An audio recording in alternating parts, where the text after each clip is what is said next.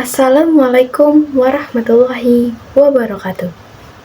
Alhamdulillah, alhamdulillahirabbil alamin, wa bihi nasta'in ala umurid dunya waddin.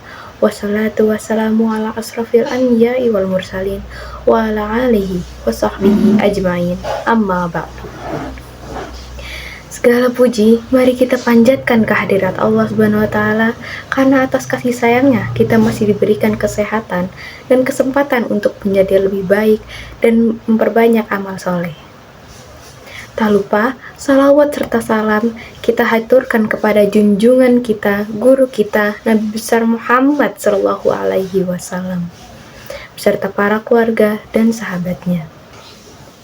Puasa merupakan ibadah yang sangat dimuliakan oleh Allah Subhanahu wa Ta'ala. Bahkan Allah Subhanahu wa Ta'ala berfirman dalam Quran surat Al-Baqarah ayat 183. A'udzu billahi minasyaitonir rajim. Bismillahirrahmanirrahim. Ya ayyuhalladzina amanu kutiba alaikumusiyam kama kutiba alal ladzina min qablikum la'allakum tattaqun. Yang artinya, wahai orang-orang yang beriman, diwajibkan atas kamu berpuasa sebagaimana puasanya orang terdahulu, agar kamu bertakwa. Puasa bukan hanya sekedar aktivitas fisik saja yang menahan lapar dan haus, tetapi juga aktivitas yang memperteguh iman, akhlak, dan keyakinan kita. Orang boleh saja menahan lapar dan haus, tapi ia belum tentu mengetahui makna puasa yang sesungguhnya. Maka dari itu, izinkan saya kali ini membahas tentang hal tersebut. Ada beberapa syarat yang mewajibkan seseorang untuk berpuasa. Yang pertama, beragama Islam. Yang kedua, balik atau murtad. Yang ketiga, berakal sehat. Dan yang keempat, mampu dalam berpuasa, yang artinya ialah sehat dalam jasmani maupun rohani.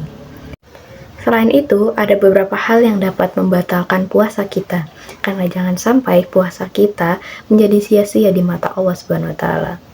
Seperti yang pertama, memasukkan benda apapun melalui mulut, hidung, telinga, maupun kemaluan. Yang kedua, muntah dengan sengaja.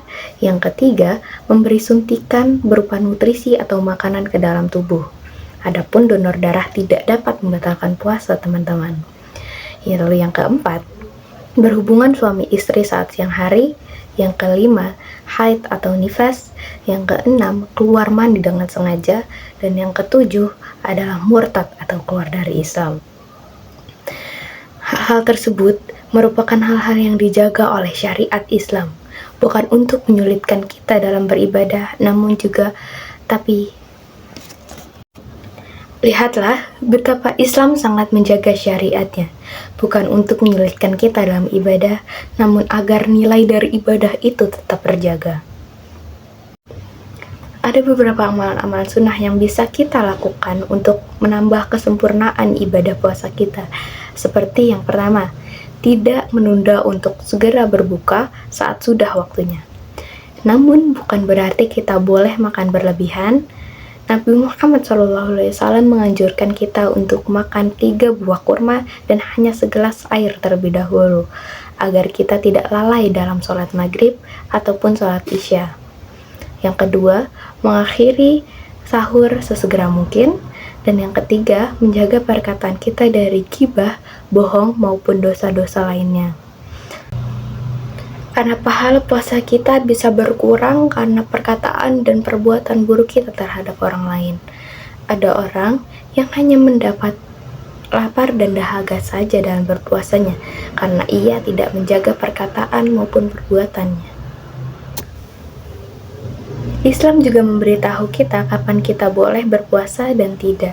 Ada 3 hari yang haram untuk berpuasa dalam Islam, yaitu yang pertama, saat hari raya Idul Fitri atau 1 Syawal.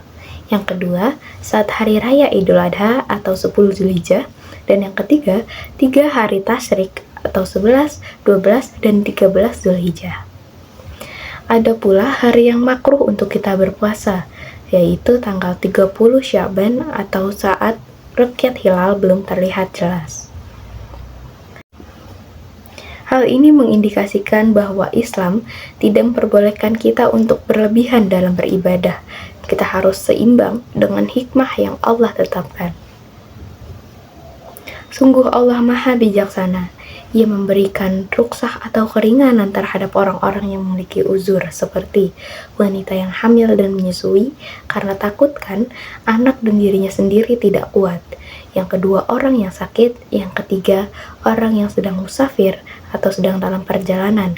Ketiganya ini bisa dikodok di kemudian hari. Lalu, ada juga orang-orang yang berhubungan intim saat siang hari selama Ramadan. Ia diwajibkan untuk membayar kafarat, memberi makan 10 orang miskin, atau puasa 2 bulan berturut-turut. Saudara-saudari yang saya muliakan, puasa bukan hanya sekadar menahan lapar, bukan hanya sekadar menahan haus, tetapi juga menahan diri kita dari hawa nafsu, melatih kesabaran kita, menjadikan kita hamba yang rendah hati, serta menguji ketaatan kita terhadap Allah Subhanahu wa Ta'ala. Karena kualitas puasa tidak diukur dari seberapa lama ia berpuasa, tetapi bagaimana ia bisa menjaga hati, pikiran, maupun lisannya saat menjalani puasa.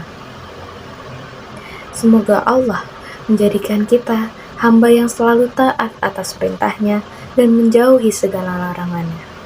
Dan semoga Allah senantiasa menjaga puasa kita, senantiasa menjaga nilai ibadah kita. Wabillahi taufiq wal hidayah. Wassalamualaikum warahmatullahi wabarakatuh.